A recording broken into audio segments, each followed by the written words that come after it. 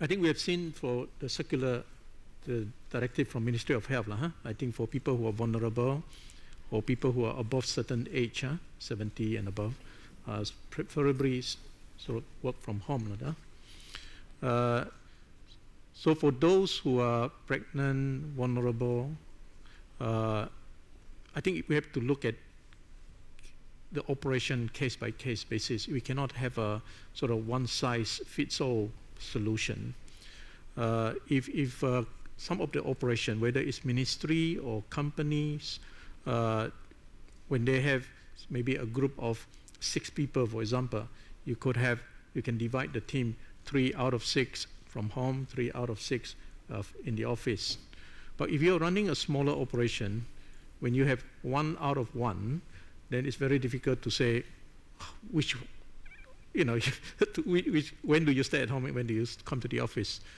So I think for that kind of operation, we of course need to make sure that each Kementerian or company look after the welfare of the vulnerables. And so you have to think of a better arrangement to deal with it. Some of the operation is not as easy as said. We cannot say just work from home means everything can be done from home. So some of the operation, the nature of the business, require you to be in the office. And so maybe some form of arrangement can be made. Maybe kurangkan waktunya. So the rest of the time maybe work from home. When you need to execute certain transaction, need to come back to the office, then maybe certain time you need to come back later. So for operation yang don't have much flexibility, limited resources and so on.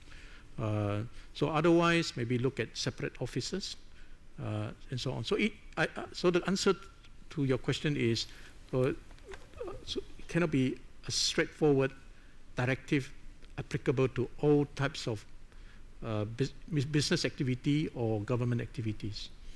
So for example, in the government sector, when you come to SUT level or Timbaland SUT and above, so some of this leadership is very important during this time.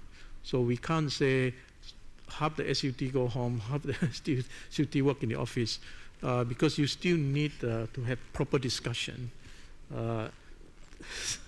Proper discussion in the Kementerian. But we just make sure that we practice the advice that given from the Ministry of Health.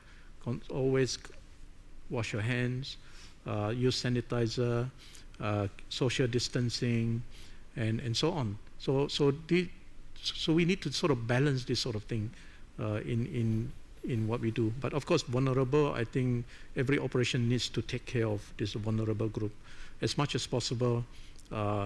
As advised by the Ministry of Health, stay at home. But due to the nature of certain activities, they may still be required to come back. So we just have to make that adjustment. But at all times, follow the directive from the Ministry of Health. Practice hygiene, social distancing.